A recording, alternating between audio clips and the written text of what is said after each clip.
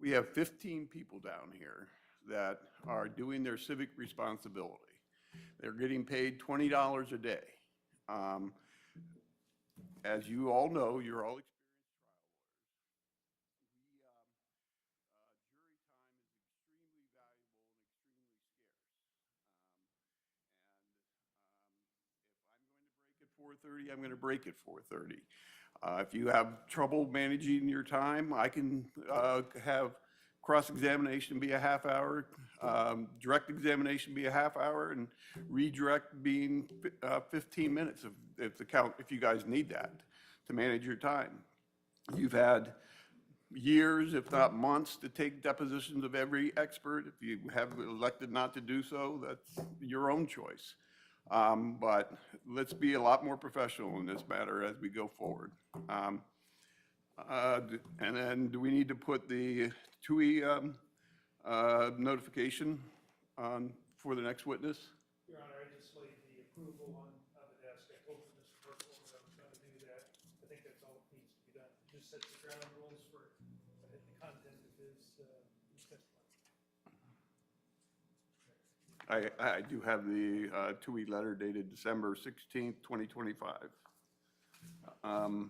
Do we need to put anything else on the record? Only to, ask the court to again indicate that this witness is being taken.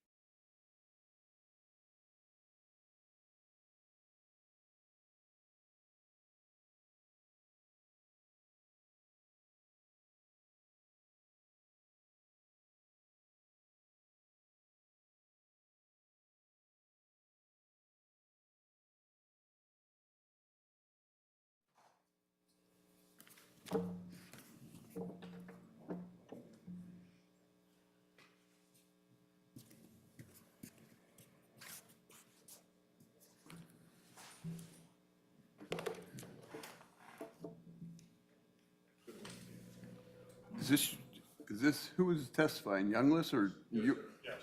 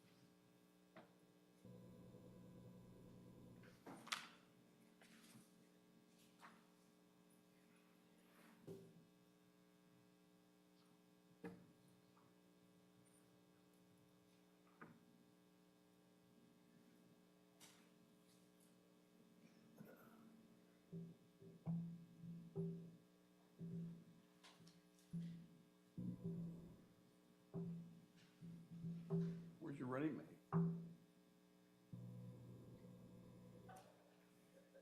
No, it's Lacey in the back.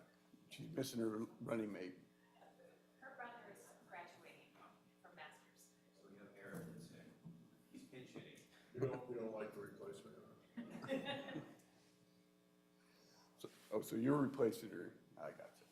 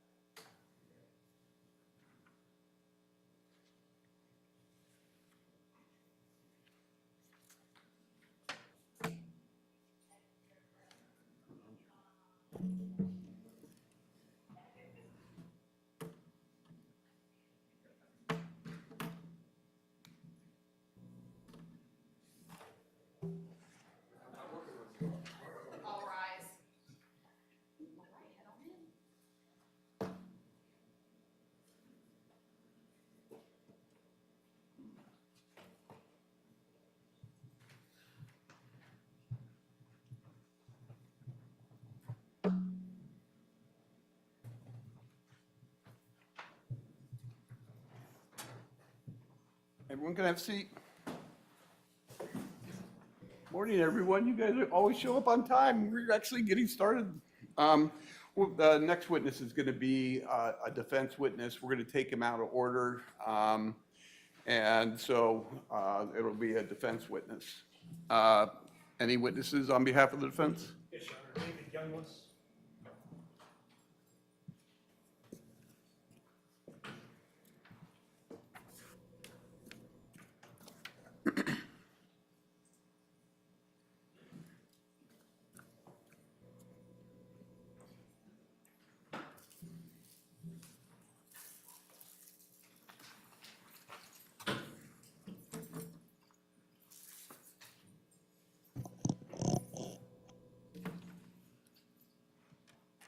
Stuff down. You raise your right hand. You solemnly swear affirm under penalty of perjury your testimony in this case will be the truth, the whole truth, nothing but the truth. Yes, sir. Have a seat. Pull yourself up close to the microphone. And you may inquire. Good morning. State your name for the record and spell your last name for the court reporter. When's your stable? David A. Youngless Jr., Younggless. And how you employed, Mr. Youngless? I'm a senior inspector with the U.S. Marshal Service. And before we get into your employment background, give us a snapshot of your educational background. I have an associate's in accounting that I earned first, and then I earned a criminal justice degree, and then various trainings throughout my career for the law enforcement field. When did you start your law enforcement career? Oh, goodness. I put myself through the local police academy back in fall of 2006, give or take, and it was a night shift academy, and that went into part of 2007, and then I became a police officer here in Ohio, certified police officer in, I think it was summer of 2007. And working patrol? I'm sorry. Working patrol? Ultimately, yeah, had a few part-time jobs to keep my commission held in Ohio at the time. I don't know if it's still that way or not, but you had to keep your commission held once you earned it, and until I got ultimately full-time with the Sandusky Police Department. And how long were you in local law enforcement? Roughly 2.5 to 3 years. And what happened after your career in local law enforcement ended? I got hired with the U.S. Marshal Service. Okay. And what year was that? I officially started with the Marshals up in Northern Ohio in August of 2010. Went to FLETC, the Federal Law Enforcement Training Center down in Georgia, which is where our training is held, in March of 2011, and became a Deputy U.S. Marshal in July of 2011. So it sounds like you're no longer a deputy U.S. Marshal, you're an inspector of some sort. Yes, sir, that's true. And what's your current assignment? I currently am assigned to the Rochester, New York area. I work what's called for the division now instead of the district. For here in Ohio, it's called Southern District of Ohio. Where I'm at now and assigned to, I'm considered a headquarters employee, and I am part of a regional fugitive task force, which is an RFTF. We have multiple of those nationwide. My main focus is state and local warrants. I'm commissioned by Congress. That's my main mission. That's what I focus on. And can do other things as directed. Is there a threshold for the warrants that the U.S. Marshal Service works? What do you mean by threshold? Does it have to be of certain serious nature in order for the Marshal Service to? Yes, sir. We do violent warrants, robberies, assaults, rapes, kidnappings, child abductions, child sex crime warrants. Everything on the local level is my main focus currently now. We do help out with federal warrants that come out, whether it's FBI, ATF, whoever that has the federal arrest authority and they get a warrant issued, they can request the help and we'll go out and help them with that too. It sounds like as a senior inspector, that's your sole focus with U.S. Marshal Service would be warrants? Correct. Right now, that's completely all I worry about, unless we're detailed out somewhere else, which I do a lot of traveling now too. All right. So other than your current job, prior to being a senior inspector, did you work in the fugitive task force? I did. How long did you do that? I began my career here in Southern Ohio right out of FLETC, reported August of 2011. My main function at that point was prisoner production, helping get prisoners picked up from whatever local jail we contracted with, getting them to court, taking them back to jail, things like that, multiple other things.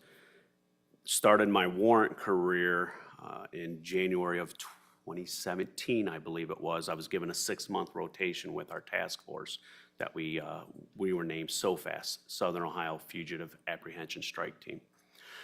Did that 6-month rotation, and when that ended, I was given the opportunity by my management to start what we call DFAST, Delaware Fugitive Apprehension Strike Team.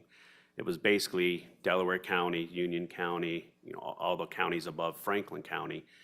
We started another part-time task force, which it took the workload off of SOFAST is what it did, because being in Columbus with the county warrants, the city warrants, there's just, the neighboring cities of Columbus, it was just a lot of work. So this alleviated some of that workload by having this part-time team. At some point, did you become a team leader for SOFAST? Yes, my stint with DFAST ended roughly November of 2019, and then right after that, I think it's when I took over SOFAS and the Columbus team leader. So as a team leader, what are your responsibilities with respect to running and operating SOFAST? Continued development of the team, bringing new teams, new team members, which would be task force officers, TFOs from different agencies. I was fortunate enough to get the relationship with Bexley PD. We brought officers on from them at one point. Delaware County probation, all these things we were able to develop and bring on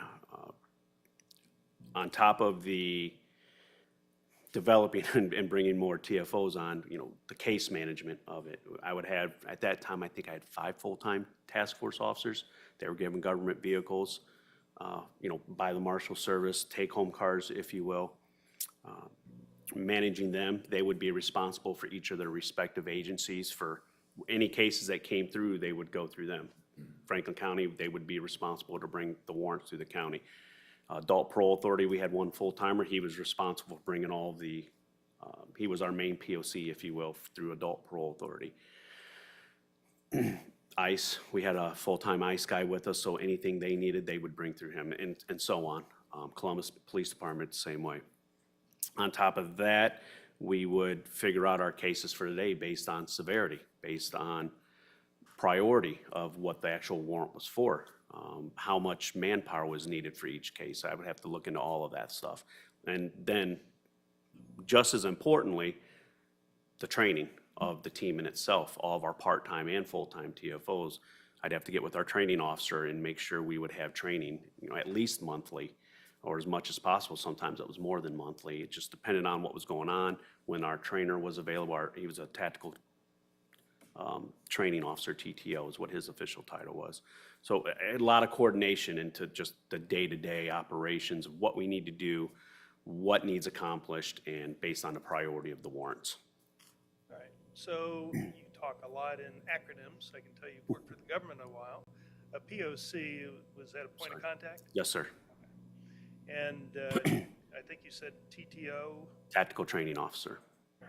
So you talked about TFO, and that's a Task force officer. What's the difference between, so it sounds like SOFAS was comprised of both Deputy U.S. Marshals as well as TFOs? Yes, sir. And what's the difference between those two designations? When a TFO is acting, they're basically special Deputy U.S. Marshals. It says it right in their oath that they swear to when they get sworn in. They have the same coverage that I would as a Deputy U.S. Marshal. The main difference is I am directly 100% employed through the federal government, through the Marshal Service. A TFO is mainly employed through their agency they work for. If it's Franklin County TFO, then it's through Franklin County. That's who is their paycheck. We supply the overtime that they work with us. We reimburse for the overtime. They still have the responsibilities of their local agency on top of their responsibilities with the task force that they're assigned to. You know Jason Meade? I do. Was he on SOFAST? He was. He's a Franklin County Sheriff's Deputy and a SWAT member. Franklin County, their people that they gave us as TFOs were only their SWAT team members. So we had dedicated SWAT members that were trained constantly, not only in SWAT tactics, but they would also participate in our trainings as well. So was he full-time or part-time SOFAST? He was full-time. And again, he would be designated as a TFO? Yes, sir. And let's talk about the equipment that Deputy Meade or Mr. Meade would have gotten from the U.S. Marshal Service. Did he get ballistics vests from the U.S. Marshal Service? No, that would be provided by Franklin County. And does everyone on SOFAST wear ballistics vests? Yes. Why is that? Two main reasons. One is for your health. You can't protect the public if you can't protect yourself. So you would have soft panels. Most normal patrol officers have the soft vests, ballistic vests. We had those. We also had rifle-rated plates that could take so many rifle rounds before they would just completely break apart and not protect anymore from that. We as in the Marshal Service, we encouraged all TFOs to get rifle plates. We couldn't, all right, my agency, it's well above my pay grade. They never supplied the rifle plates, but it was encouraged to have them because we do encounter people with rifles at times throughout the Marshal Service throughout the country. So even my TFOs at their agencies would not supply rifle plates. They would just go out and buy their own because what's $300 or $400 to make sure you go home every day. So how about the duty rifle Mr. Meade used? Was that issued by the Marshal Service? Franklin County. And how about the ammunition that was used? Franklin County. And let's talk about the different ways that SOFAST members would communicate with one another. Tell us how that happened. So multiple ways. We sometimes it's a phone call, depending upon what it is. Sometimes it's a text message. We had a chat through Signal that we would use for main communications. Hey, training this day, or here's the days we're working this day, or whatever's going on. If we're out on the street working, we would use our radios, our handheld radios or car radios. You use a certain channel. Yes, at that time it was a Marshal Service channel.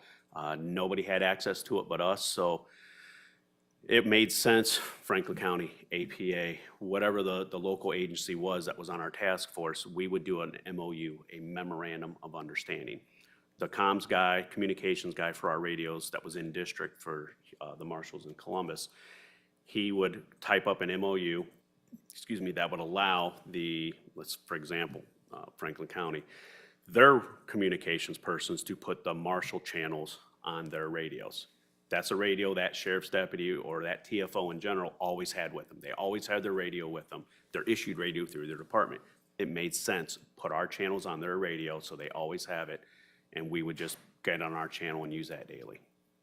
So communications on the Marshal channel, is that something that's recorded? No, sir. And who makes the decision as to whether or not that's recorded? My management and or headquarters for the Marshal Service. That's something that is well above my pay grade again. So you don't make that decision, right? No, sir. People using the radios, do they make that decision? No, sir. Let's talk about the body-worn camera. You know what a body-worn camera is, don't you? Yes, sir. I have one now. And did the Marshal Service allow SOFAST team members to use body-worn cameras back in 2020? No, they were just starting to come out with body-worn camera program, give or take, around 2020-ish, 2021, somewhere in there. The Marshal Service, when I say they just started coming out with that program then. It was a new entity at headquarters. They had to get policy written and things like that. So without a policy written of what the TFOs had to abide by and also Deputy U.S. Marshals, we could not use body cameras. All right, so was that nationwide? Yes. All right, so it just wasn't something for SOFAST, it was a nationwide directive? Yes. And so if Mr. Meade wasn't using or wearing a body-worn camera on December the 4th, 2020, that wasn't his decision? No, sir. For him to participate or any TFO to participate with SOFAST, they were not allowed at that time. Did the Marshal Service provide Mr. Meade a vehicle? Yes, What kind? it was a Ford F-150 with complete lights, emergency lights and sirens on it. Now, you said that as a Deputy U.S. Marshal, you would have attended, or you did attend FLEDC. Would TFOs attend FLETC? They wouldn't go to FLETC per se, but our TTO would put on multiple trainings throughout the year, shoot, don't shoot scenarios, entry scenarios. In Columbus, we were fortunate enough to do a TTO HRFA, which HRFA stands for High Risk Fugitive Apprehension, HRFA. We actually put one on in the Columbus area for our whole district for TFOs one year. I cannot remember the year that was offhand. I want to say it was maybe 2019 or so, but I just can't remember. But it was great. We taught, I'm a firearms instructor for the Marshal Service also, so I participated as an instructor for it. And on the range day, we showed how shooting into a windshield of a vehicle, how it affects the trajectory of a bullet. Conversely, from shooting inside a vehicle out, how it affects the trajectory of the bullet and the sounds and the percussions and the glass particles and everything. We also showed them how shooting an AR, the rifle that most police departments use today, how many rounds it would take to get through the pillar of a car. It was how much protection a car can be. So a lot of things for just not out on the street, but interior shooting wise too. So how much training per year, if you can determine that, is a TFO exposed to if they're on SOFINs? Per Marshal Service policy, every TFO is required to do 12 hours minimum, the bare bones to get through to have training. 2 hours of open air takedowns or arrests, 2 hours of ops planning, 4 hours of structure entries, which could be a courthouse, a school, a house, a business, and then 4 hours of vehicle tactics, which is pinning a vehicle and making the arrest at that point. That's just the minimum requirements.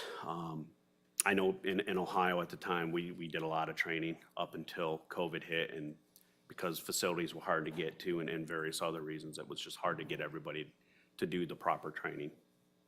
You touched on the shoot-no-shoot training that you put on for the TFOs. Tell us about what that is and why is it important? We would typically we have what's called simunition guns and simunition ammunition.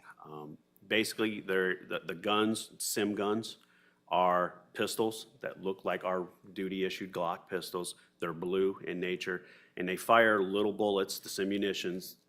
It looks just like a regular 9mm bullet, except it has a little ball of paint at the end of it. Various colors, color doesn't matter. And the purpose of that is it's pain compliance, so you know if you've been shot or not. And there are times we would have, one of us would dress up as the bad guy in a house hiding, and the TTO would set up a scenario. You're looking for John Doe, he's got a warrant for domestic violence, he has a gun history, and he lives here at 123 Main Street, this is first party, he's inside, it's been confirmed, go find him. And so we would take the team and do an entry into the residence, the training residence, and sometimes the bad guy would have a gun and be completely compliant with commands. The TTO would tell us that, hey, you're the bad guy, they're gonna tell you what to do, you do it, you don't argue, you don't do anything else. And that helps us train on a compliant fugitive with a firearm. And then there are other times he'll switch it up and say, you're not gonna listen, do whatever you want, you're not going to jail today. And then as the bad guy, we would get to decide if we want to shoot our guns and shoot at the police officers or not at that point. And if we did hit them, and the TTO would see it, even if we didn't hit them, but the suspect would shoot, the TTO was gonna be there, he's out of role, but he would say, you just got shot in the leg, or he'd smack your leg or something like that. So now you're not only addressing the threat that's in front of you, but you've been hit, and now you have to address yourself medically to survive at that point. Then you work through the processes of having to do that. You familiar with action versus reaction training? Yes, sir. Which is faster? Action is always 100% gonna be faster. Reaction, there's a thing called an OODA loop, OODA, observe, orient, decide, act. Everything, I could jump out of this chair and then you all would have to observe it.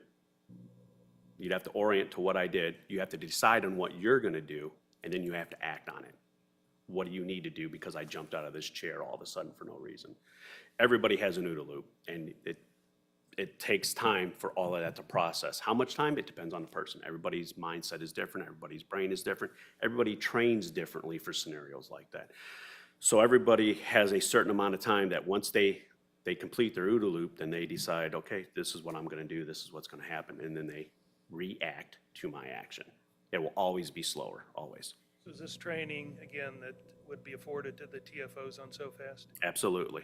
And how quickly is this training teaching you to respond and process the environment that you're in?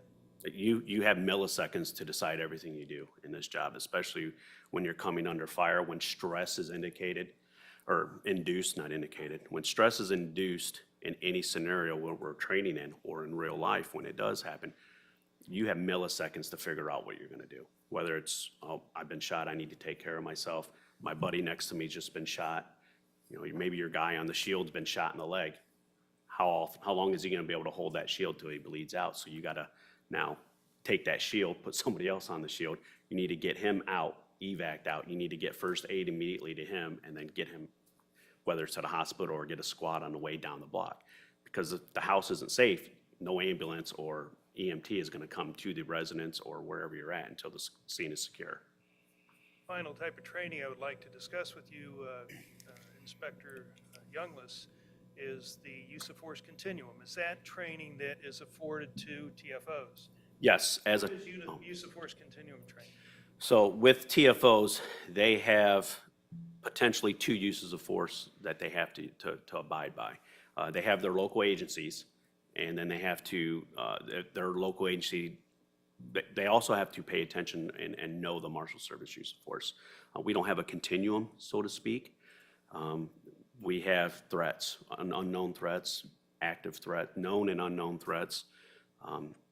We address them as what's presented to us in that fact. For an example, like Rochester Police Department, their use of force is every time they pull their gun out of their holster, they have to call a supervisor to that area. They have to do pictures, a little investigation as to why that firearm was pulled.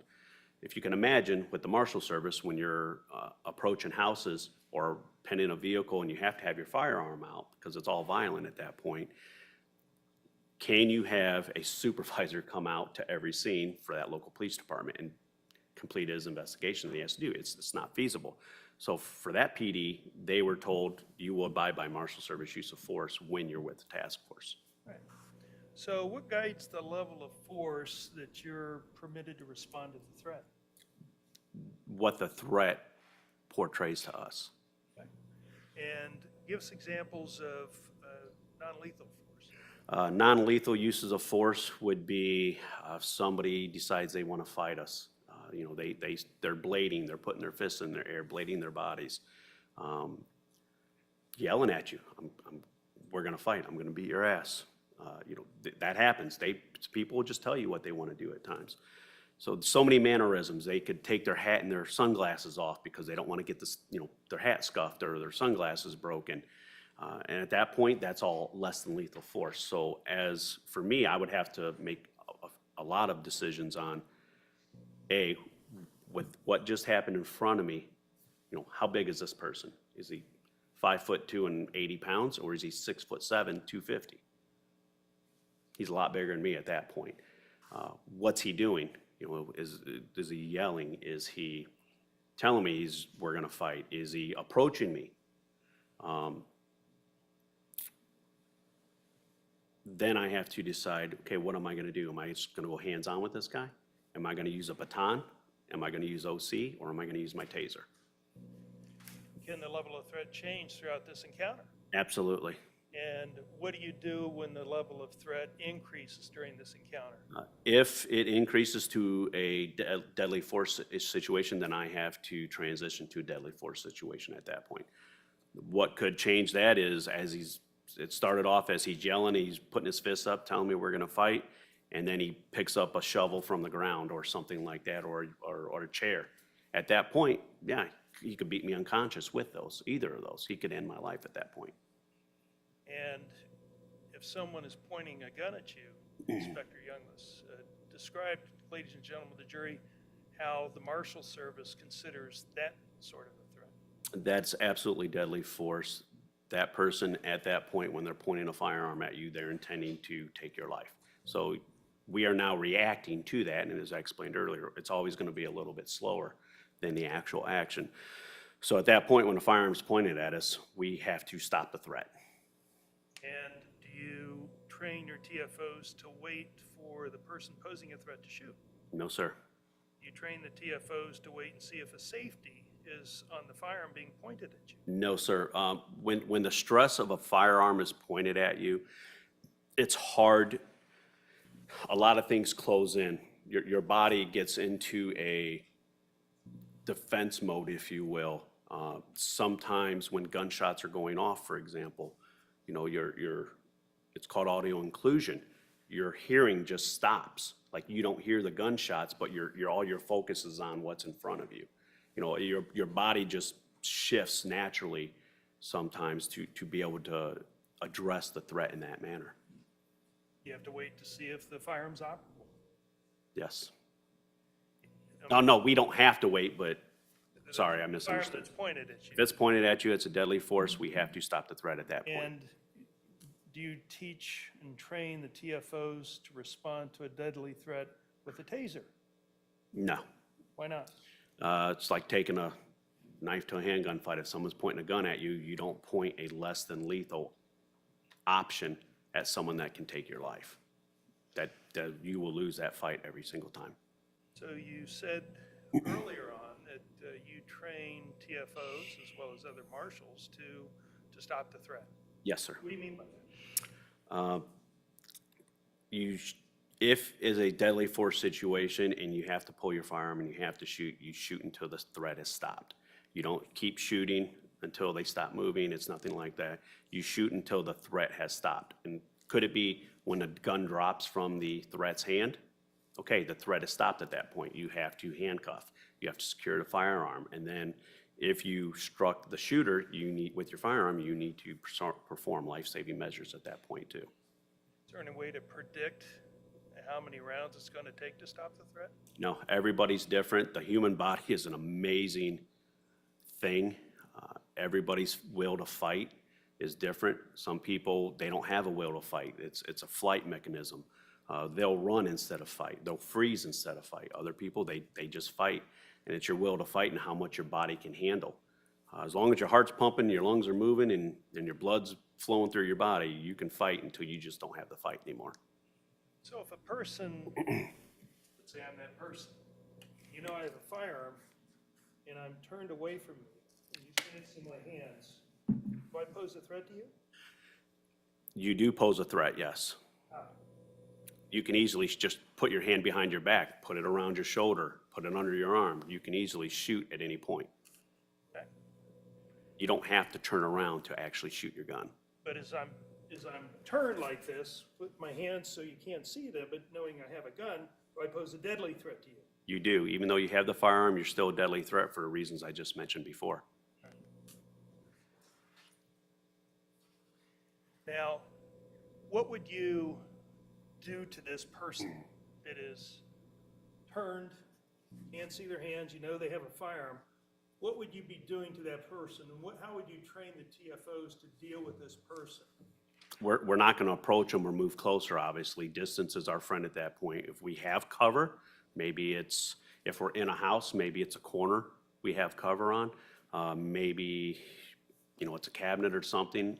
Cover is something that hides you, so to speak, but it doesn't necessarily is going to stop a bullet if it were to come through. So anything you can do to slow the trajectory of a shot coming at you, that's what cover can essentially do. We're going to give lawful commands, drop the firearm. We're going to keep yelling that. We're going to be as loud as possible. We want everyone to hear us. Even when we approach a house, we want the whole neighborhood to know we're there. We want everyone to know what's going on. We're going to tell this, we keep telling them, drop the gun, drop the gun. Hopefully they do at that point. If they do, then we can go ahead and effect the arrest at that point, take them into custody. If they don't, we're still waiting to see what they do. At that point, if they're just standing there with their backs to us and they haven't made a motion towards us with the gun, I still can't do anything at that point until that motion's made. But if he, with that gun in his hand, goes a turn towards me and starts pointing it at me, then I'm allowed to use deadly force. So when that person's facing away from you, hands unknown to you, knowing the person has a gun, you cannot use deadly force unless that firearm comes in your direction. Is that right? To me or a civilian, to anyone else. If they were with their back to me, and there's someone standing at their left and go to point that gun to that person, I'm allowed to use deadly force at that point too, because I have an obligation to protect the public. Inspector Youngless, you said a moment ago you might want to seek cover. Is cover available in all circumstances? Not always, not always. So cover's a luxury if you have it, but it's not always there. 100% correct. How do you instruct SOFAST TFOs and Deputy U.S. Marshals on SOFAST as to treating everyone to be a threat? So there are two types of threats. There are known threats and unknown threats. Threats can be inanimate objects, meaning you could be in a house, come to a closed door. That's an unknown threat because I don't know what's behind that door at that point in time until I go into that door. I could have an open door. That's a known threat versus the closed door because there's an open door. I can somewhat see in that room. When it comes to people, I could just be interviewing you I'm looking for your son or a family member, and I'm interviewing you, and I can't see your hands. At that point, you are an unknown threat. I don't know what your hands are doing. You could have every intention and be talking to me great at that point, and then all of a sudden decide you want to fight. Now you're a known threat at that point. So you're trained to treat everyone as a potential threat, Potentially, yes. and that's how you train the TFOs. Yes. Let's talk about December the 4th of 2020. Were you SOFAST team leader? Yes, sir. All right, so walk us through how a typical day begins with SOFAST and working warrants. Typically, Mondays was our office day, just because of all the local warrants. Sometimes somebody would get picked up on the weekends through the various agencies that were partnered with us. So it was nice to get in. Everybody that had their cases all the TFOs, they would check their caseloads, see if somebody got picked up or not, was booked in the local jail. Then we would typically talk about, hey, we had a conference, a big table in our office. We would sit down. What do we have for the week? What's the priority? What do we need to do? Various reasons. We would prioritize the warrants.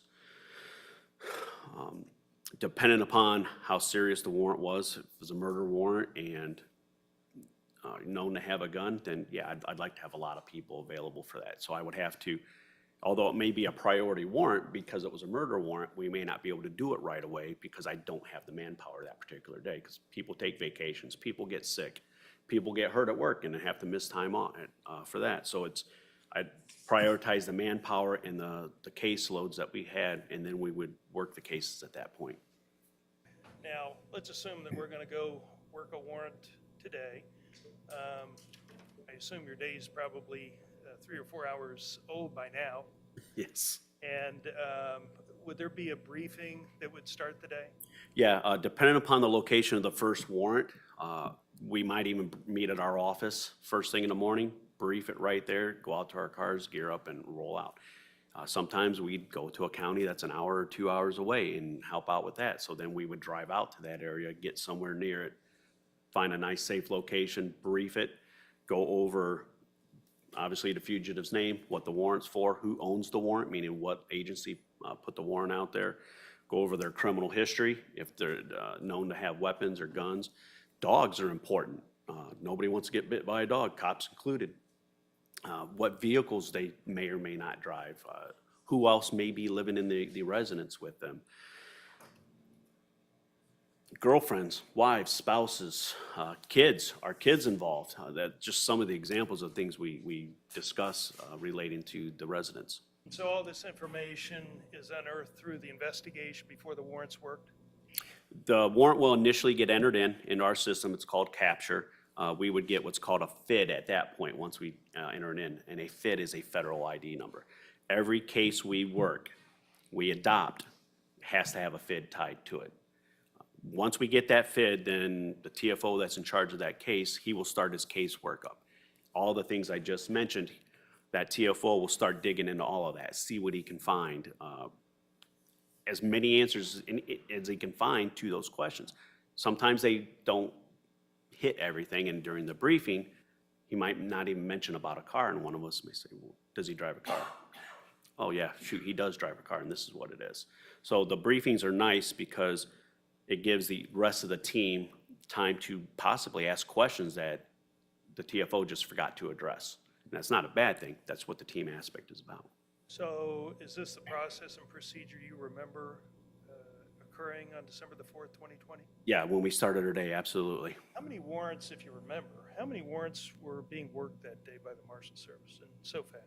I couldn't tell you offhand how many we had scheduled. I know the night before that day, my Delaware County full-time TFO calls me and says one of the detectives up there had a warrant just come out for a rape case. And the fugitive lived in Columbus, and he just got it that night, and it was a Friday, and he said, hey, is this something we can work today? Being a Friday especially, we don't want to let this go all weekend. It's a rape case. And I told him, absolutely, when you get in the morning, get it entered right away. Immediately get it entered into capture, get us a FID, get your packet together, and then catch up with us wherever we're at, and then we'll go hit the house. We'll go affect the arrest. So that TFO went in and did all that while we started our day as usual. Once he got it done, then we briefed that case and worked that case, and then fugitive wasn't home. And then we went on about our day and just continued working the rest of the cases. Remember the last warrant that was worked on December the 4th? Of the day? Yes. It was that Delaware rape case. Ultimately, that was the last warrant that day. How about before lunch? Before lunch, it was, I believe his name was Kendale Barber, the county drug unit, the SIU, I think it's Special Investigations Unit. They reached out to Jay and asked if we could hit a house for them, a drug case. Jay called me up. I said, absolutely, get me the warrant, get me all the info you have on it. We have what's called an investigative analyst, at least we did back then. I think they still do here in Columbus. She's an admin person. She has access to capture. She can enter warrants in for me, get me my FID, all those sorts of things. So Jay emailed me everything. I forwarded it to my analyst. She got me the FID. And then once I got the FID, we briefed the case, and then we made the attempt on that arrest. Do you remember the street on which, at least you believe, Mr. Barber would be found? I could not tell you that offhand. Now, do you remember going to that house? Yes. And did you encounter Mr. Barber's mother? I'm sorry, did we encounter? Did you encounter Mr. Barber's mother? Yeah, it was his mother's house. He was not there. She gave us consent. We went in and searched the house. I interviewed her, took notes. I know the drug guys from the county were there. I believe we had extra SWAT guys from the county there that day. And normally the TFO that has the case, because that would have been Jay's case, they do their own interview. They take their own notes to type up the report for the Marshal Service at that point, what's called a USM 11. But being as how we had some SWAT guys there, it makes sense to have your SWAT guys do your entry in your house versus guys that aren't SWATs. I'm not a SWAT member, never will claim to be one, never will be one. But I had SWAT available. I will always use SWAT to go into any house versus just me and my TFOs.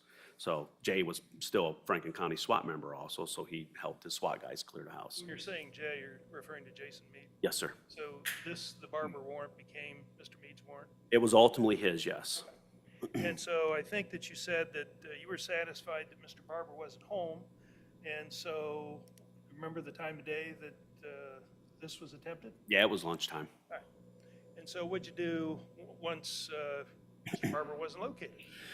Once we cleared the house, I gave Jay the notes that I had so he could type up the report when he had time. And then we broke it down for the day, knowing that we still had to deal with the Delaware County rape warrant later that evening. We just didn't know what time that was gonna be. So then I just directed everybody, go grab food, do whatever you need to do, work stuff up, whatever, but be prepared. We're probably gonna have a call out later for the Delaware case.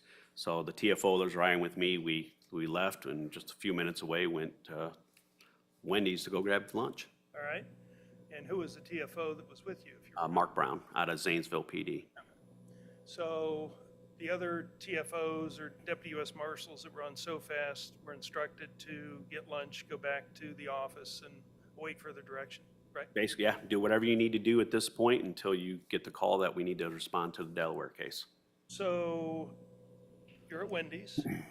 You go inside, or you in the drive-through? Nope, drive-through, because I still have all my gear on. I rarely will take my tactical vest, my thigh rig off at a location or in an area that we just attempted an arrest at. I rarely will ever do it. It's just an officer safety thing. So we got a little bit of ways away, went through the drive-through, figured we we're gonna pick up our food, run back to the office, and then I'd take all my gear off at that point, which I knew was a secure location, or at least secure enough for us. So I still had all my gear on, my radio on, in my ear. Okay. So how far away is Wendy's from Mr. Barber's house? Oh, very close, just a couple minutes, give or take. So you're in the drive-through. You placed your order? The lady just came through the intercom, said, "Can I help you with your order?" And I had to tell her to hold on a minute. And what happened when you said, hold on a minute? I heard Jay on the radio say that there was a guy. Present sense impression. Overruled. Good answer. What'd you hear? Jay came on the radio and said, "Hey, I just had a guy drive past me waving a gun and pointing at me." And when you say you came over the radio, what channel were you on? The Marshal Service radio, or channel, excuse me. And so could other law enforcement hear this transmission? Only task force members could. And how did you know it was Jason Meade? After working with people for a long time, you learn their voice. It's no different than, you learning your spouse's voice, your kid's voice, your mom's voice, your dad's voice. You know the voice after spending the time and hearing it so often. And, with all the full-time members especially, they were at the office all the time. So we're always talking. We're always getting to know each other. We're always working cases, discussing cases. So I knew 100% it was Jay at that point. Does transmission concern you? Very much. Why?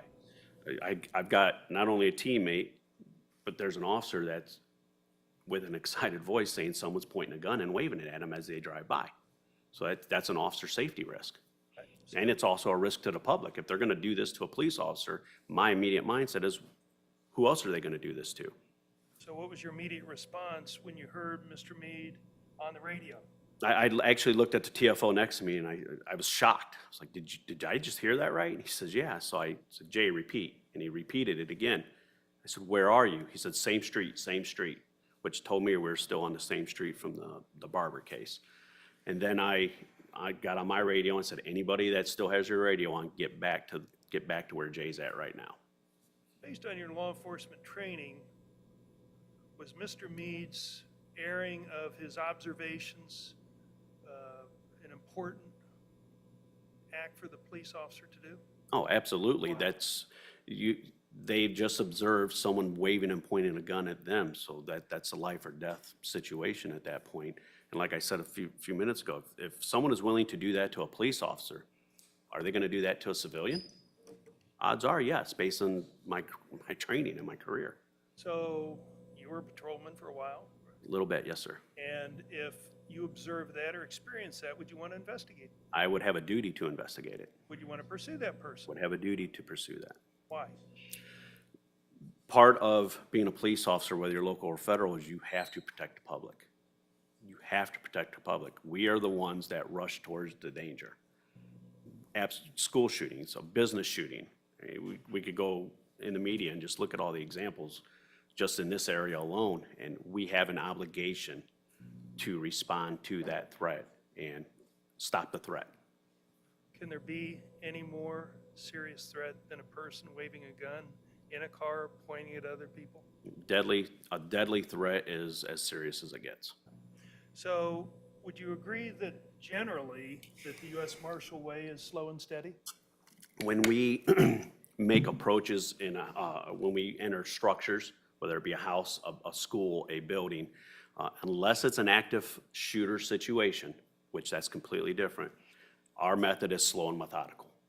There's no point for us, when we're looking for a fugitive that is hiding in a house, there's no reason for us just to run through that house like a bull through a china shop and just bypassing open doors and couches, people hiding couches. We did training scenarios in FLETC where someone was hiding in a couch, you know, and I never would have thought in a million years to check the cushions of a couch. People will hollow out walls in a house.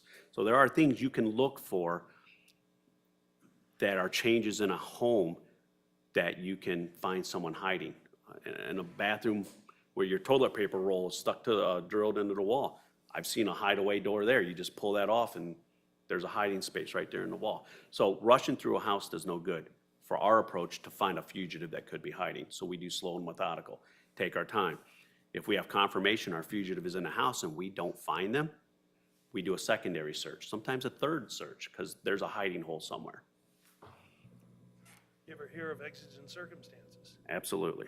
Describe for the ladies and gentlemen of the jury what exigent circumstances are. Could be the active shooter I just mentioned a few minutes ago. With all the school shootings that have happened, obviously that would be an exigent circumstance. So you have to go to find the shooter at that point. So the slow and methodical approach just does not happen.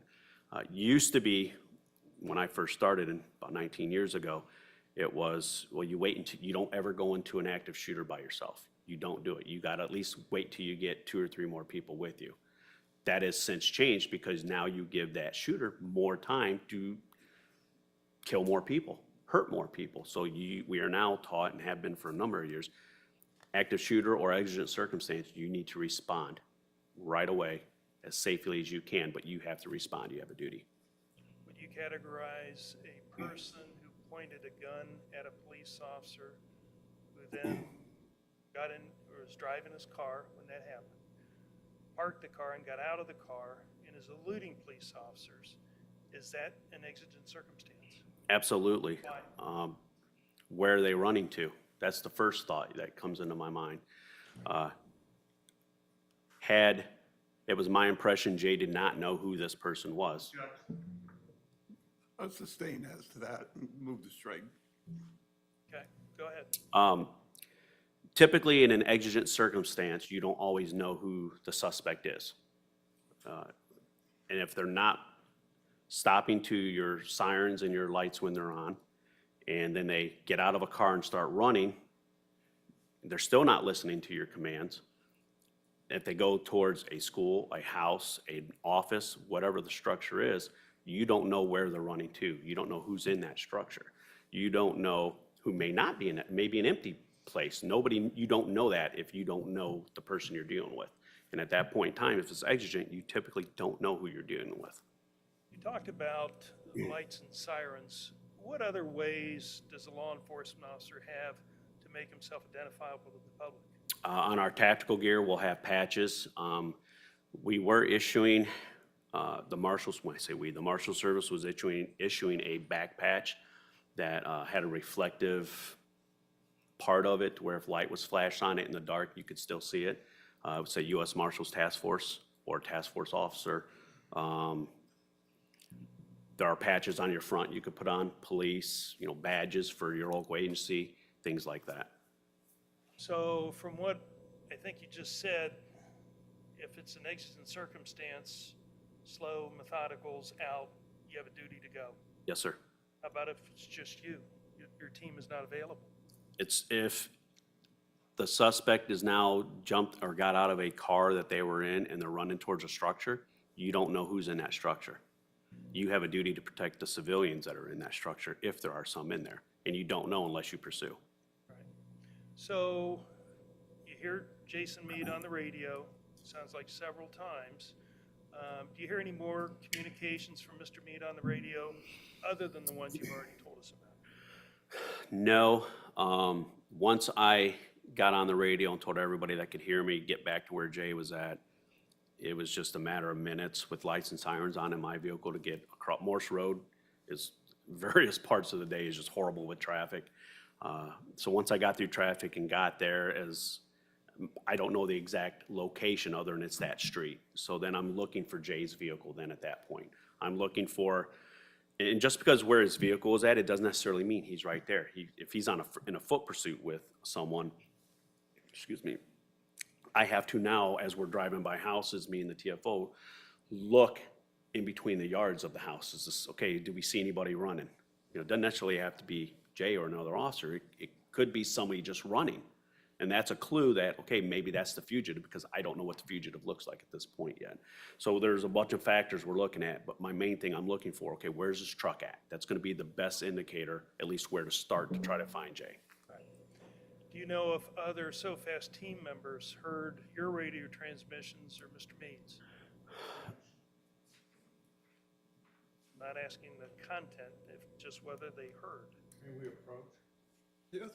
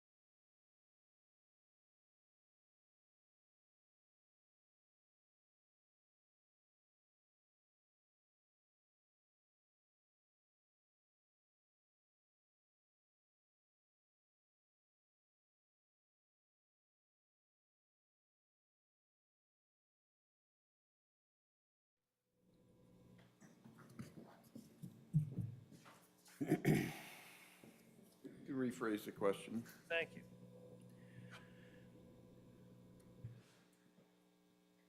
Did other SOFAST team members show up to the location where you saw Mr. Meade's vehicle? Yes. How many? Not counting Jay, I believe there were 7 counting myself.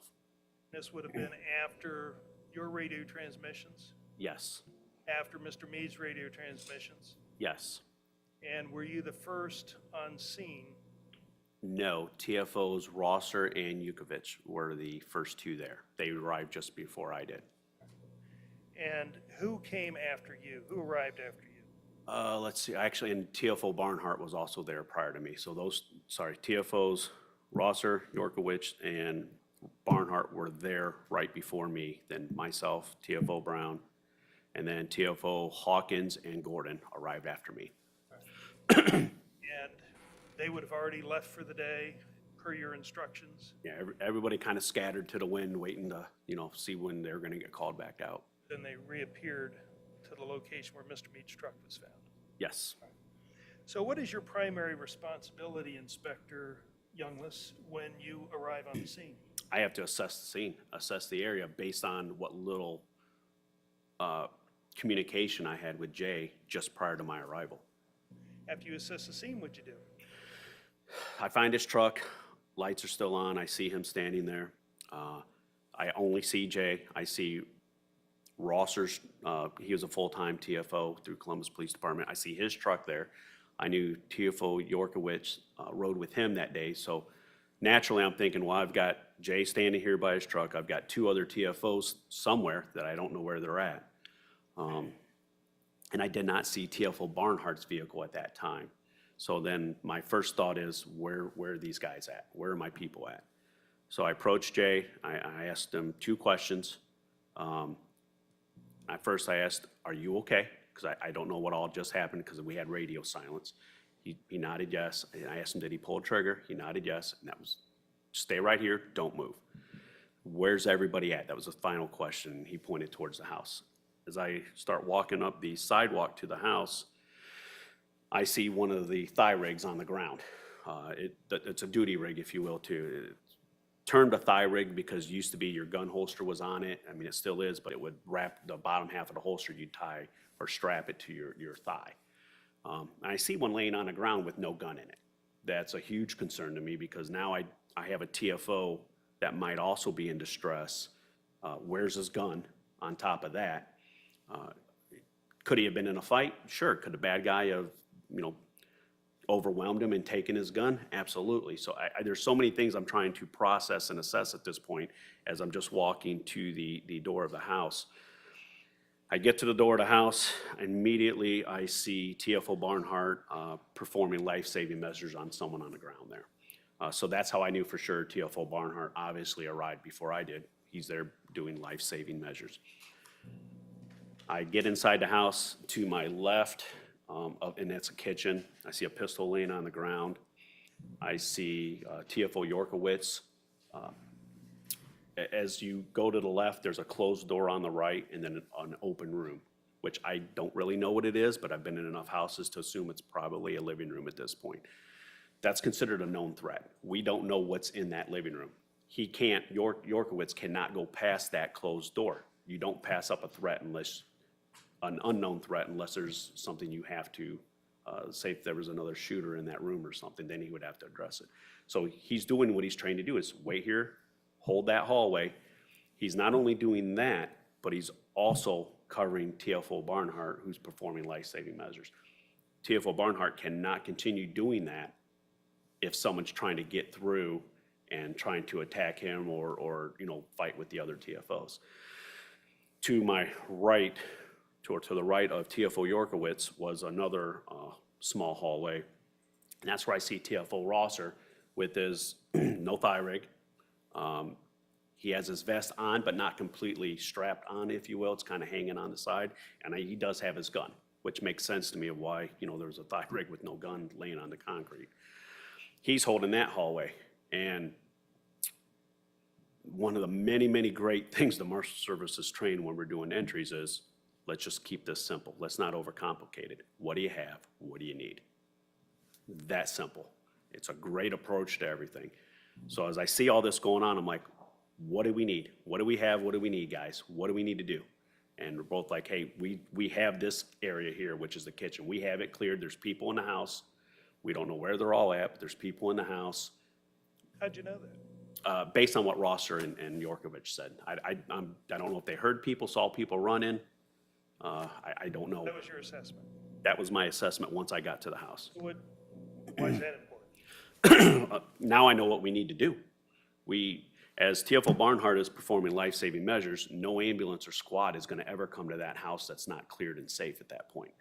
It's not safe for them to provide medical treatment. So we're just keep calling squads to come take care of people at a house that's not cleared yet, that they could be getting hurt at. So we have to clear the house at that point. How's that done? Ultimately, TFOs Hawkins and Gordon, when they arrived, they were on the perimeter of the house. I called one of them to come in to help us clear the house. I told the other one to stay outside because we're going to start, you know, funneling people out there if we have people in the house. Ultimately, TFO Hawkins stayed outside. We went to where TFO Yorkowitz was at first. We pushed past the closed door, and I left one person to stay on that door to cover it in case somebody were to come out of the basement and try to do harm. At that point, they can address it. We then walked into a living room. There were people in the living room. We told everybody to get out the front door.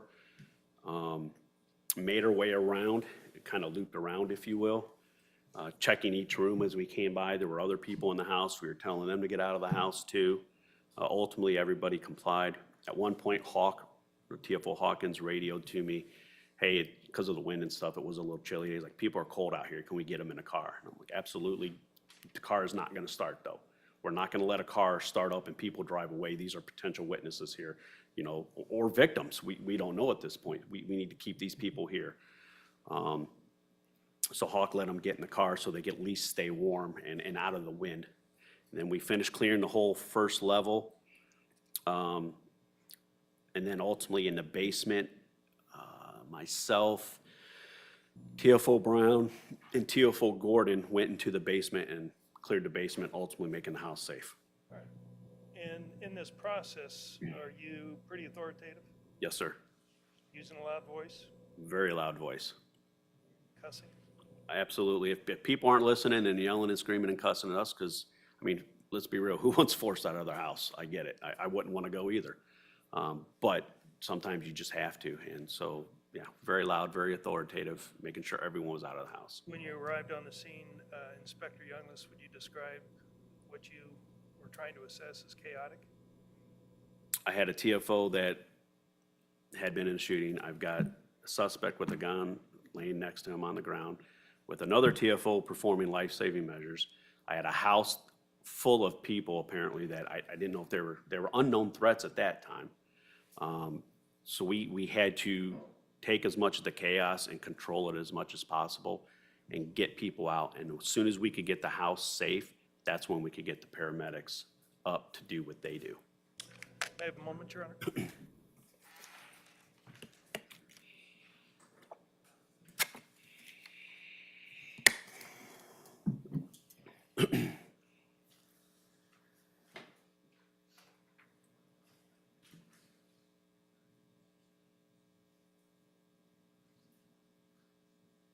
You doing all right, Sue? Am I slow enough? No, I'm sorry. I'll try to do better.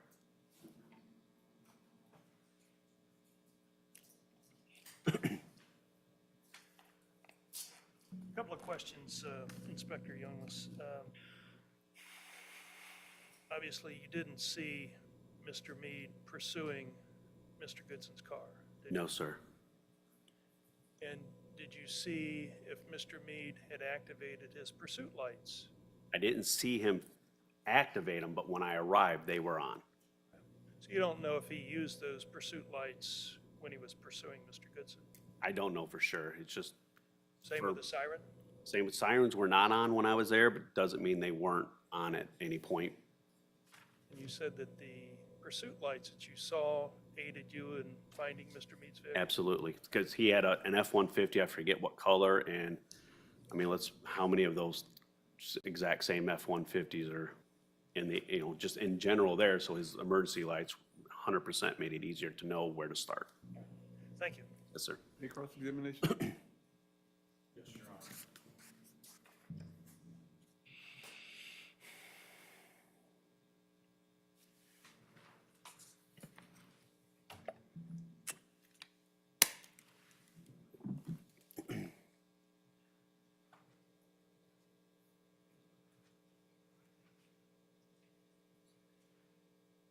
Deputy Youngless, I'm sorry, I guess it should be Inspector Youngless. It's okay. When you arrived, you're saying that Mr. Meade's lights were on? I believe they were. Okay, you're sure about that? I believe they were. It wasn't the first thing that it wasn't my priority.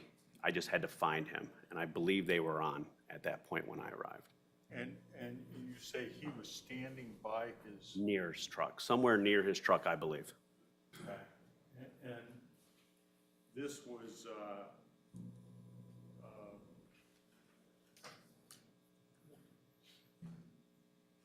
you saw, you said TFO Rosser, TFO Yorkowitz, and TFO Barnhart were already there. Ultimately, I saw them there before I arrived. Okay. And where were their vehicles?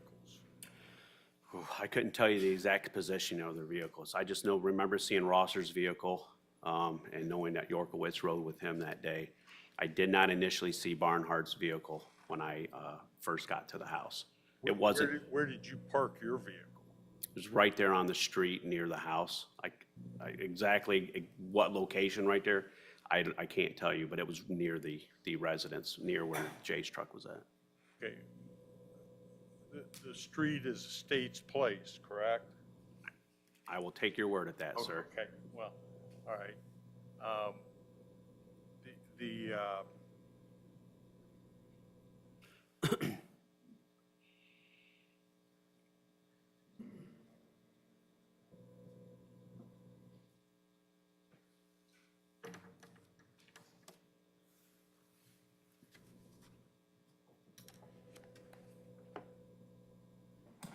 When you, I mean, are you parked in the middle of the street, or are you parked to the side? Had my emergency lights and sirens activated upon arrival. When I got Left them there, on? I took the sirens off because that just adds more chaos to the scene. But I left my lights on at that point. Left your lights flashing, because that's the way you had proceeded to get there, is that And correct? it helps others that are responding from local law enforcement and or paramedics. Were there marked cruisers there already? At that point, I do not believe so. Okay, when you first arrived? I do not believe so at that point in time. Okay. Typically, what we do when we have a situation like that, or a barricaded situation, or if somebody needs a squad, we are the ones calling for the squad. I'll have one of my TFOs do that. And clearly you weren't present when any shooting occurred. No, sir.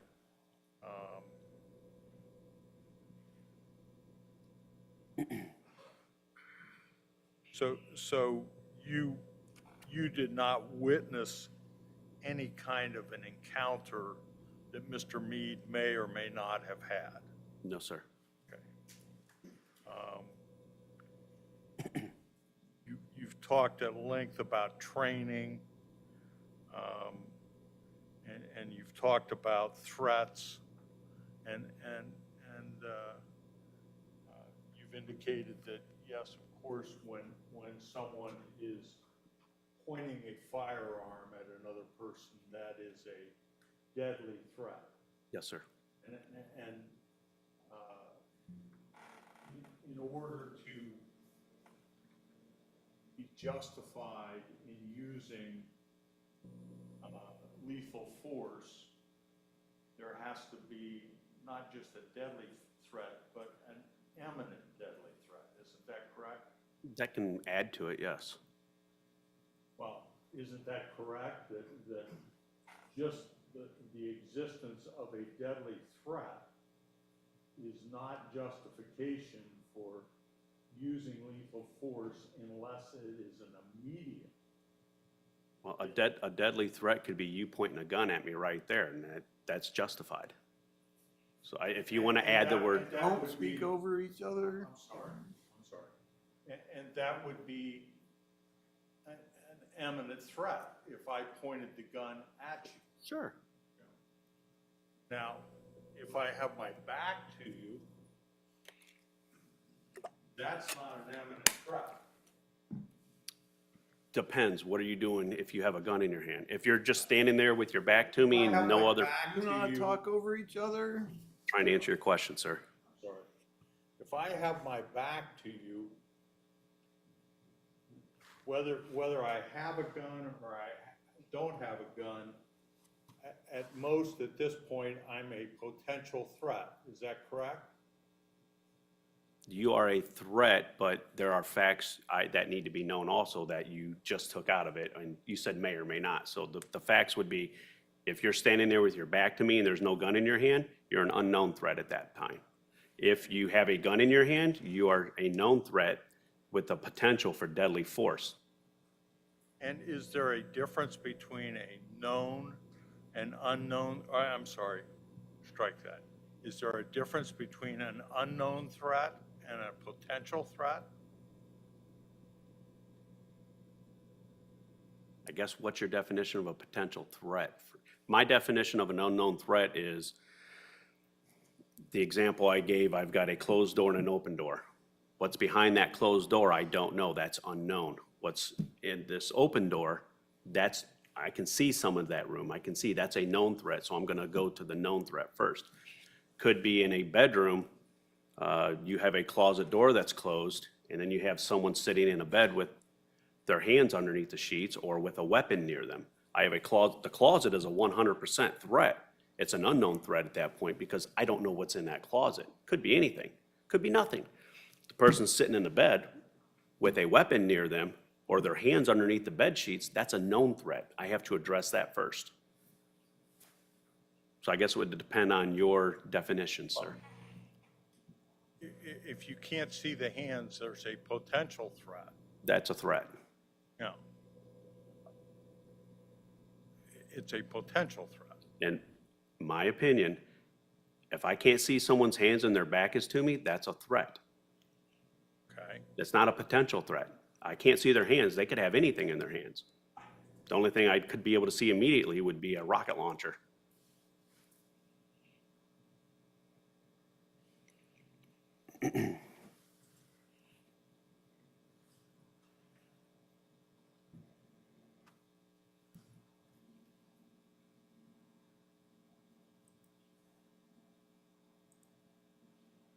Okay, let's talk about the way that you train and operate.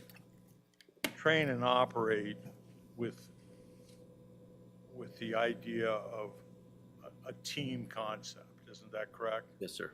I believe that you indicated that when you're lining up the cases for the day, part of what you take into consideration is what manpower you have available versus the types of warrants that you might be executing. Is that correct? Yes, sir. And the idea is that when at all possible, you want to have as many numbers, as many officers as possible to deal with the situation. Isn't that correct? Yes, barring it being an exigent or active shooter, yes. And I understand, you pull up, there's an active shooter, you are trained to Respond. respond. That's an active shooting. That means somebody's firing their weapon. That's the definition of an active shooter. Same would apply to an exigent circumstance. Well, and an exigent circumstance would be a situation where there is an immediate threat to others, correct? Right. Okay. And in that situation,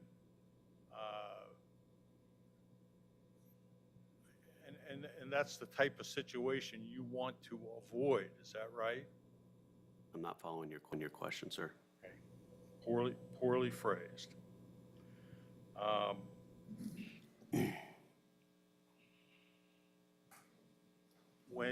When you and your team are moving through to clear a house, you're moving slow, methodical. I think that you indicated that when pursuing someone, distance is your friend. Yes. You want cover, you want numbers, Preferably, yes. if they're available to you. If those options are available, that's optimal. What you don't train and what you don't teach is that when you have numbers immediately available to you, that you leave them behind. Correct? I guess it depends on your definition of readily available. Right there with you, literally with you. If they're right there with you, then you all should be going to an Absolutely. active shooter or an exigent circumstance. Absolutely. You don't jump in and take off by yourself. You bring your companions with you. Isn't that correct? If I see something that's exigent and I'm responding to it and I have teammates next to me and they see me go, I'm automatically assuming they're following me. Okay. Because if I was standing there and that teammate took off for an active shooter or exigent circumstance, I'm following that teammate. Well, and walking across a lawn is not an exigent circumstance, is it? Someone out taking a walk? No, that's not. Someone walking across their lawn at a rapid pace is not an exigent circumstance. If you know that person owns that property or lives there, then you're correct. That's not exigent. Well, But you got to know that first. If the person parks a car and gets out of it and walks across the lawn, that's not an exigent circumstance. I would see not why it would be.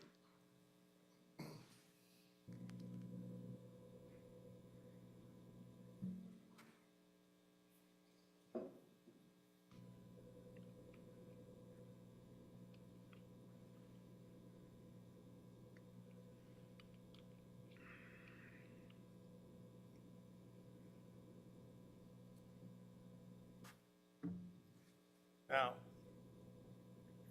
and my understanding is that you had instructed Mr. Meade when you arrived, stay here, over in the area of Told him his just- truck. Yeah, just stay here. You were not asking him or expecting him to assist you in clearing the house. No, I didn't want him to, based on the fact that he just got in a shooting. And while you were making your initial approach to the house, even though you indicated that you weren't sure that there were other police officers arriving, the air is filled with sirens as police are responding. Isn't that correct? Emergency sirens are made to be loud, so they might have been on the way, but were they physically right there when I got there? They weren't there yet. They were on their way. I understand that, but we're not talking about one siren. You could hear multiple sirens. Isn't that correct? At that point, because of the audio inclusion of what I had to assess and what I was seeing in front of me, I didn't hear any sirens.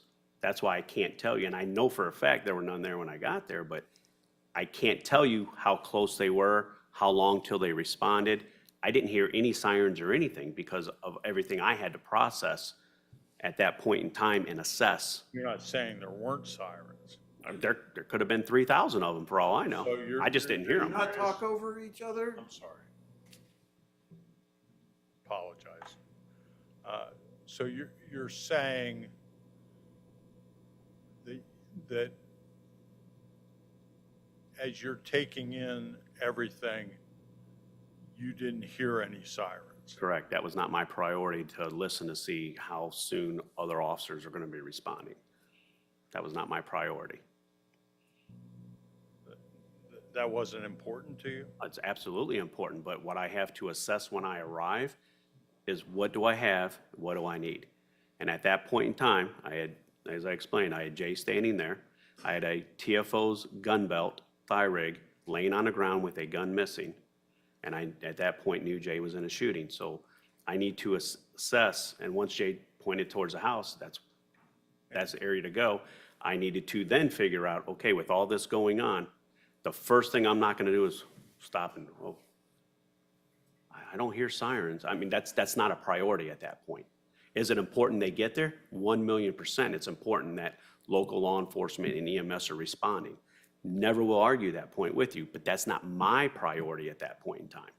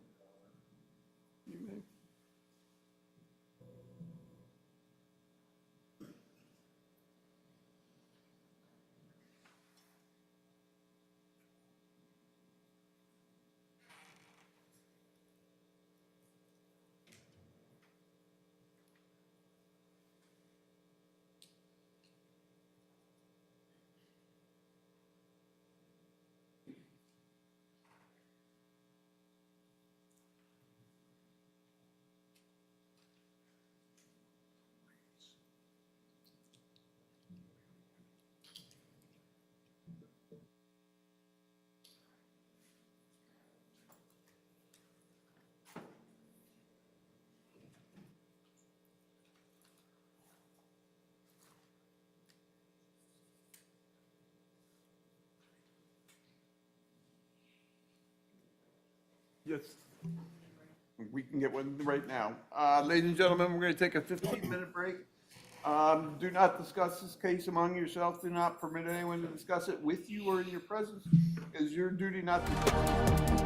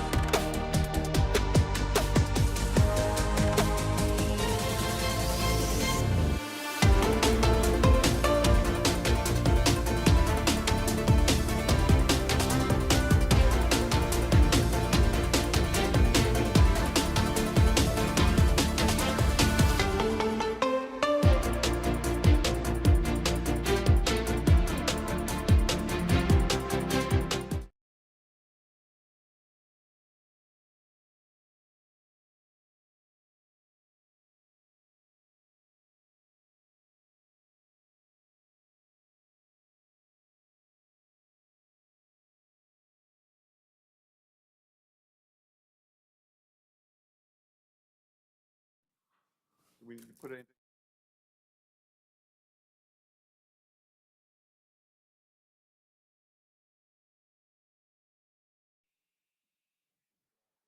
Less from your name.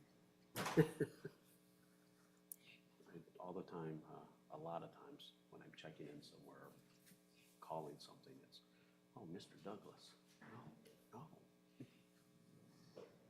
And then when I stop, oh, yeah, it's simple. Oh, I'm David Young. And that's, as soon as I walked in, I remembered that, because the first time I thought, wow, what would be the odds?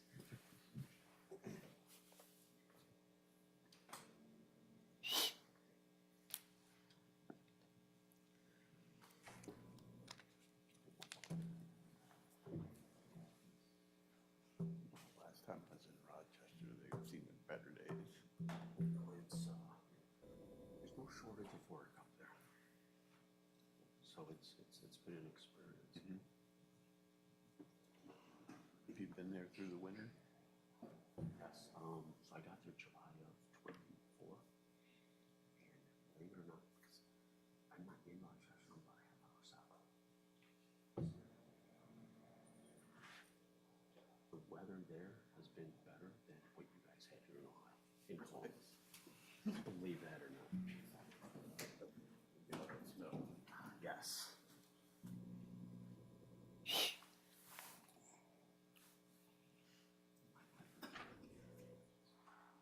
All rise.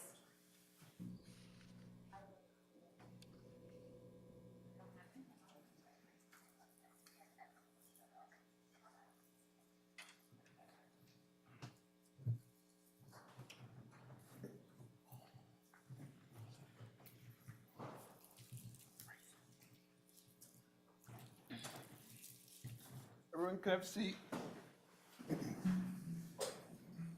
Any further cross-examination?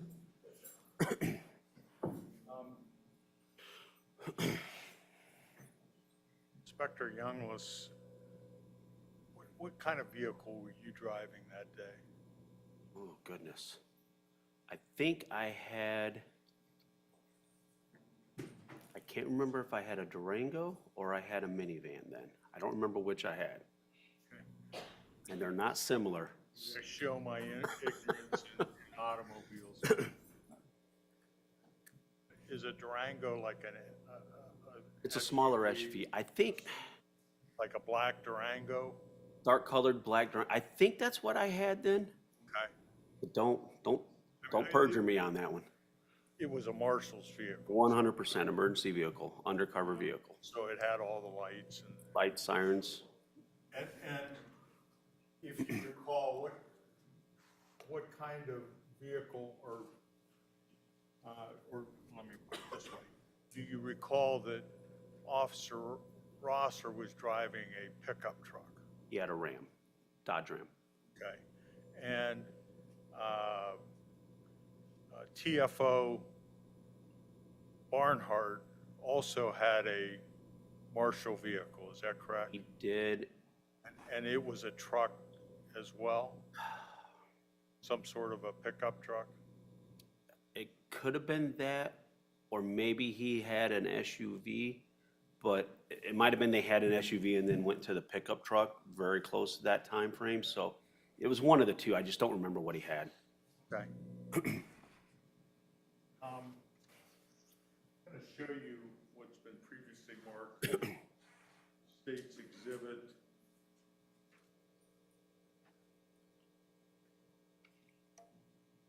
8.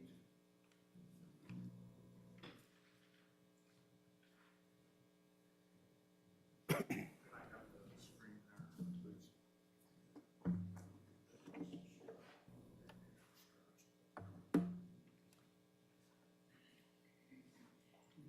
If you would watch this video, tell me if you see your truck as the officer is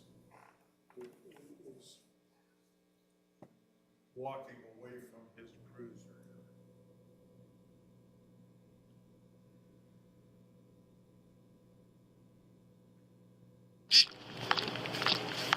We're not going to stay.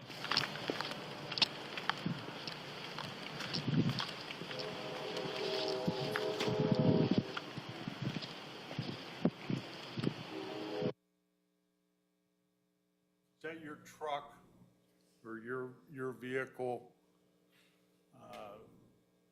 along the western side of the street behind the cruiser? That doesn't look like. That black one? That doesn't look That like a doesn't look Durango. like yours? No, Do not talk over each other. I'm sorry, Your Honor. that doesn't look like a Durango, so Okay. I'm gonna say no. Okay. I'm gonna watch this, make sure nobody comes out the back.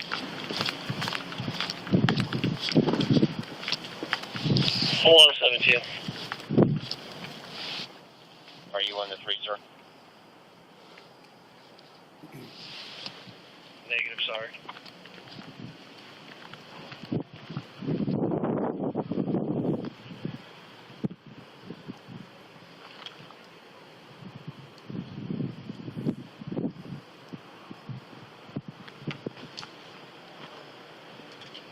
Go back.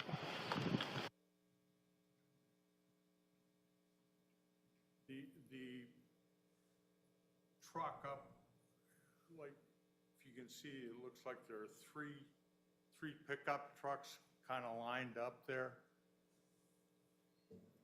I see the Go black, to- I'm pardon sorry. me? I see the black pickup to the right of that tree. Right? I see what looks to be a pickup further up ahead. I don't know what's in between all that. Looks like multiple vehicles. Well, I'm talking about on the west side, the right side of the street there. You see a black pickup truck. Do you recognize that as Officer Barnhart's vehicle? For, just with a still photograph, I have no clue whose vehicle that is. Okay. Well, you were there that day. Oh, I was absolutely there. Does this look familiar to you, this area? I see there's a TFO standing behind that tree, and I was already in the house, or approaching the house. Actually, I was already at the house. By the time that TFO was standing there, I was already at the house. Right. So if you're just, right now, what I see is the pickup you're asking me about, a still photograph with no lights on that pickup. Okay. So I can't tell you if that's your truck. Okay. I'm not trying to be difficult, I just, You'll recall. Sorry, Your Honor. It will He- both. he- um,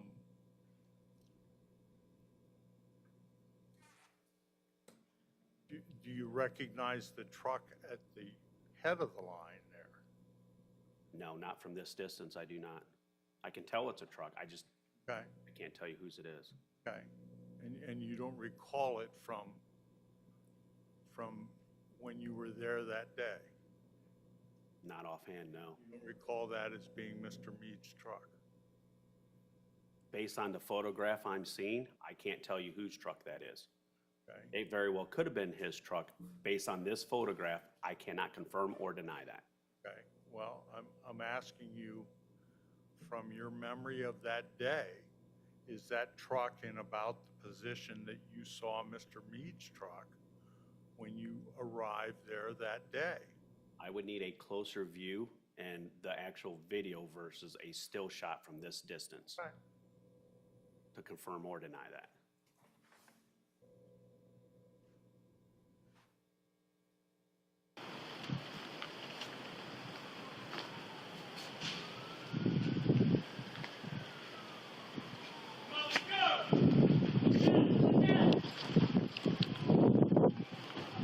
Is that close enough?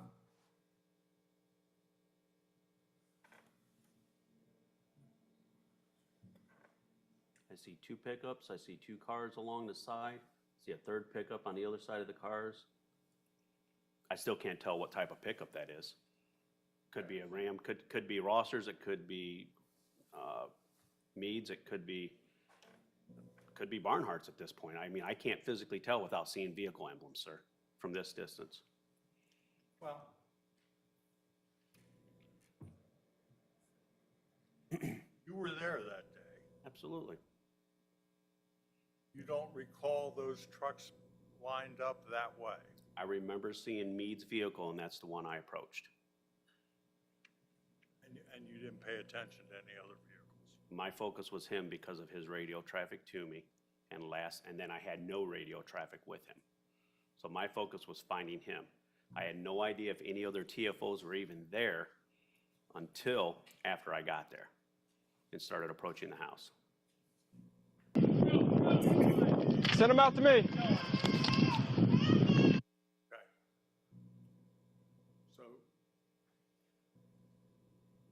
gentleman is exiting the house. Do you recall when you began clearing the house? That was at that point we started pushing people out of, not physically pushing, but commanding people to exit the front door. And the first one that you ordered out of the house was a gentleman in the living room? Honestly, couldn't tell you who it was. Based on this body cam, yeah, it looks like it's a black male. But I couldn't tell you who it was at that point in time. Well, from your memory, not from this, but from your memory, who was the first person that you ordered out of the house? I couldn't tell you who it was. You don't know? It was a human, I can tell you that. Well, actually, a dog was the first thing to exit the house. But other than that, I don't know. Dog was the first? I believe dogs started coming out at some point because I radioed the hog, dog's gonna come out. It kept going to the door and coming back. But I don't know who came out of the house first, male, female, I don't know. Because my focus as me and my TFOs are giving people commands to exit the house isn't to physically watch them leave. There's more of the house that needs to be cleared yet. So we made it to the living room first. There were people there. We started ordering people out of the house. How many people were in the living room? I couldn't tell you offhand, sir, how many there were. My focus is, Under 20? there was a handful of people. I couldn't give you an exact number. There's no way I can give you an exact number. More than one? More than one, less than 20. I'm confident with saying that, sir, Okay. with 100% certainty. If- Okay.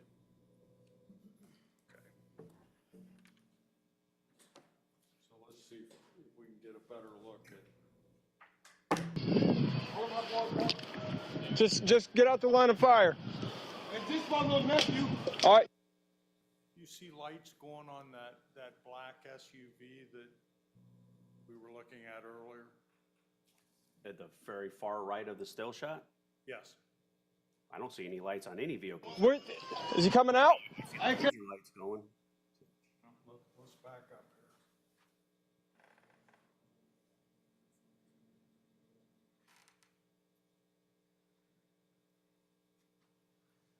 Focus on the black SUV here. Just You see lights working? On that black SUV, yes. So do you recognize that now as a marshal vehicle? No, I don't, sir. Okay. I don't know whose vehicle it is, but- offhand. But someone has had a black SUV with a light package on it. Yes. Okay. And you don't believe it was yours? I couldn't tell, I don't remember what vehicle I had at that point, sir. It's been a few years ago. I've had many vehicles since that day. Okay.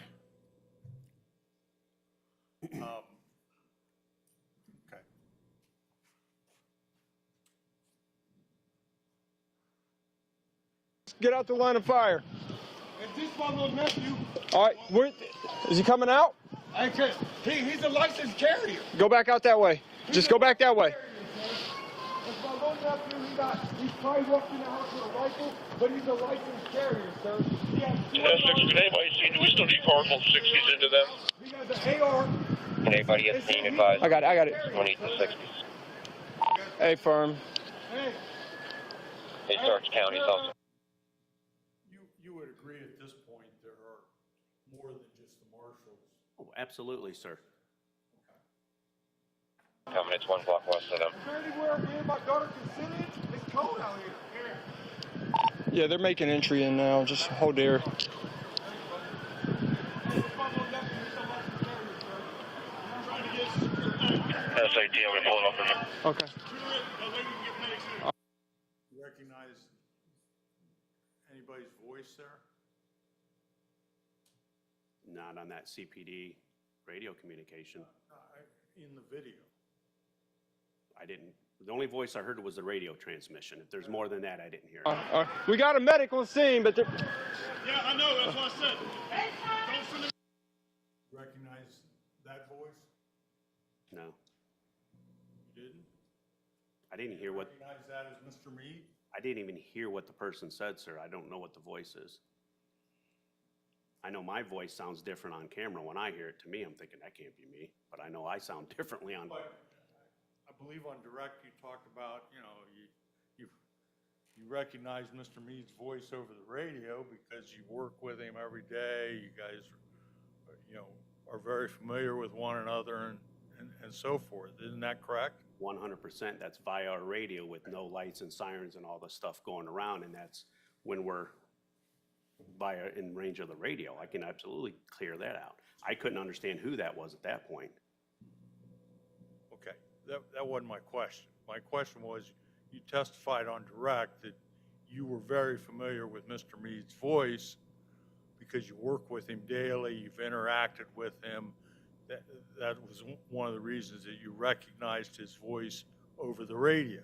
Isn't that correct? And my answer, Yes or no? my answer is not a yes or no answer, sir. I am the one that's up here testifying under perjury, so I have to give the answer that is factual, not the answer you want. So how would you like me to answer it? I'm asking you whether you testified that you were familiar with Mr. Meade's voice because you work with him daily, you interact with him, and because of that, when you heard the radio transmission, you recognized that as Mr. Meade making the transmission. Is that correct or is it not correct? Via radio, I do absolutely know his voice. In this scenario with a body cam with someone just screaming in the public with lights and sirens activated, I don't know who that was. That is my answer, sir.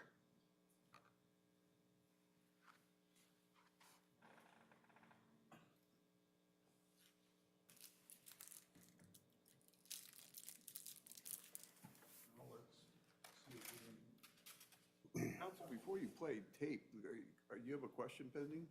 Pardon me? Have a question? I'm going to play this for him again and see if he can recognize. We'll ask him the question, can you recognize? He said he can't. Overruled, if he wants to, can you hear Jason Meade's voice on this tape is what he's trying to ask you. Hey, Starks County's also coming. It's 1 block west of them. anywhere me and my daughter can sit in? It's cold out here. Yeah, they're making entry in now. Just hold there.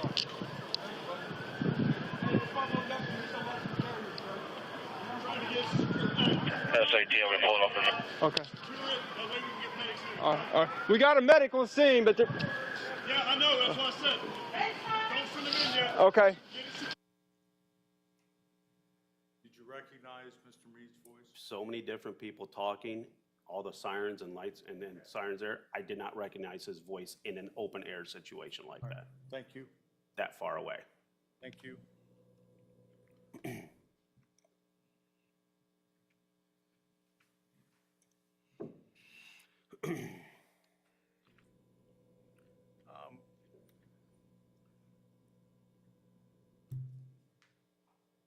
Tell me, is there a difference from your perspective between waving a gun and pointing a gun? If I was told someone's waving a gun, they're waving it.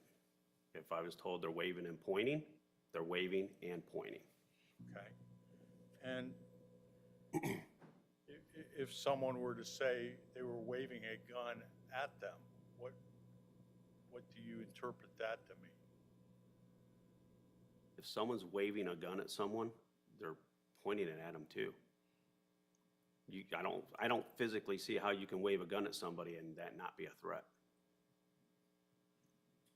Again, that wasn't my question. When use the term waving a gun at you, is that different than pointing a gun at you?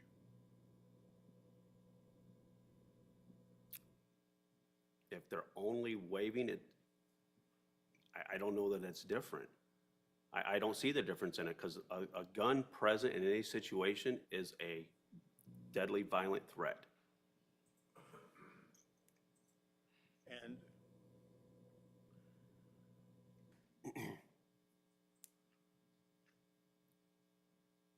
what you're saying when you heard Mr. Meade on the radio, he said, there's a guy out here waving and pointing a gun at me, Yeah, correct? While he's driving, correct. And you responded, is that our guy? Not initially. I was shocked to even hear that, so I asked him to repeat what he said. Then he repeated it again, and I did ask, is that our guy? And Assuming because of where we just left. and you were interviewed by the FBI, Yes, sir. correct? Yes, sir.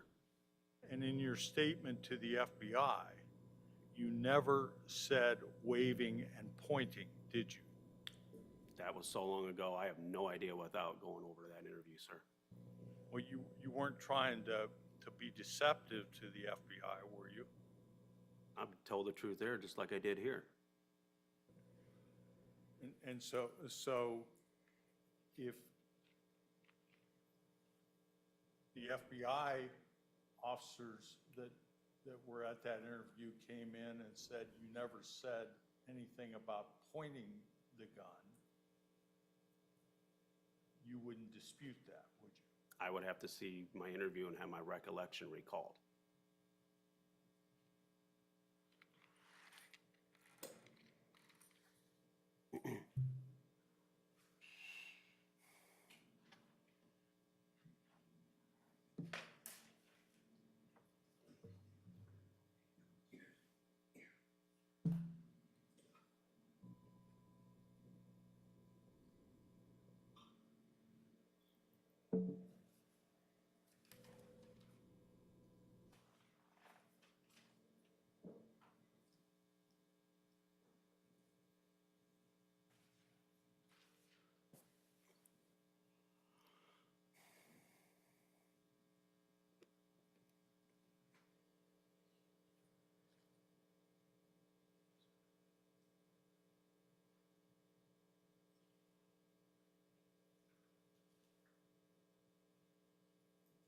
You recall that interview was on April 5th, 2021,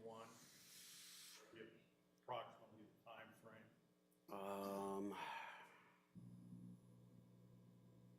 I know it was months after the incident, but I don't recall exactly what time frame it was, like what part of the year.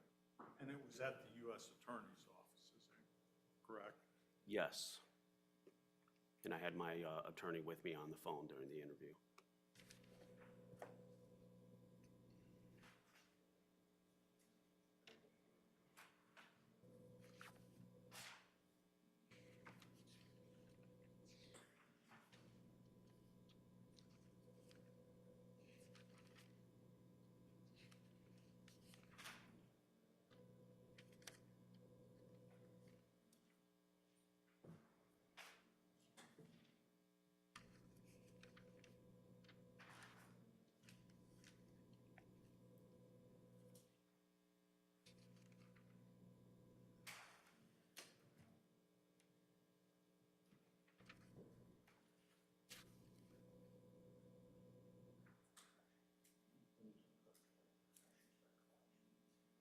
All right, could we approach? Just a minute.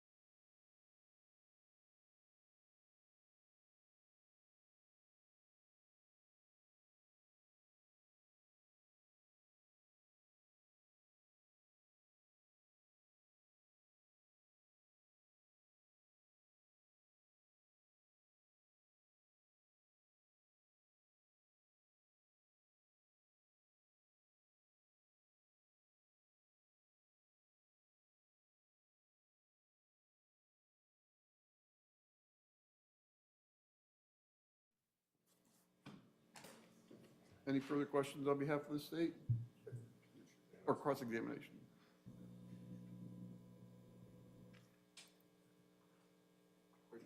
I'm sorry. Any further questions? Any redirect? Just a few questions, Your Honor.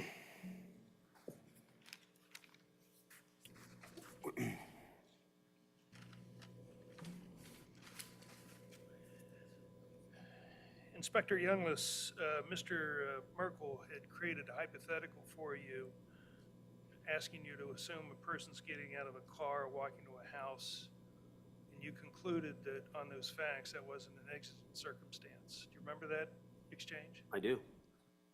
Now, let's add a few other facts. Let's assume that before the person got out of the car, that person had been seen by you waving and pointing a gun, including pointing a gun at you. Add that fact, okay? Yes, sir. Overruled. And then when you saw him get out of his car, he had a gun in his hand, okay? Yes. One more fact to add to the equation is that when the person was out of the car, gun in his hand, he was eluding you. Based on those additional facts, is that an exigent circumstance? Absolutely is. It doesn't matter if he's walking or running at that point. He's still disobeying lawful commands.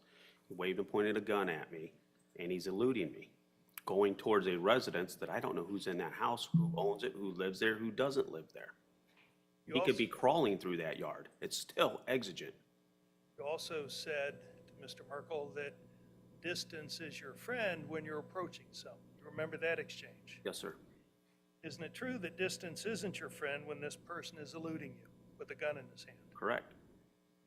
Now, finally, you talked about the team approach and that, the Marshal Service instills that in most situations, right? Yes, sir. I think you said that that's absent active shooting in an exigent circumstance. Those are the exceptions that you talked about to Mr. Merkel. You remember that? Yes, sir. All right. Now, you also said that if you saw this exigent circumstance unfolding, you're under an obligation to go. Yes, sir. And if people were by you when you saw this exigent circumstance, what's going through your mind as to them helping you? I would automatically assume they're going to follow me. Why? They don't know what I have seen or didn't see. They may not have seen it, which is perfectly okay. But there's good faith that they can trust that I'm following what I need to follow for whatever law has been broken or whatever circumstance it is. If I can lawfully justify it, they in good faith can follow me and assist me. Thank you. Thank you. Any questions as a result of those questions?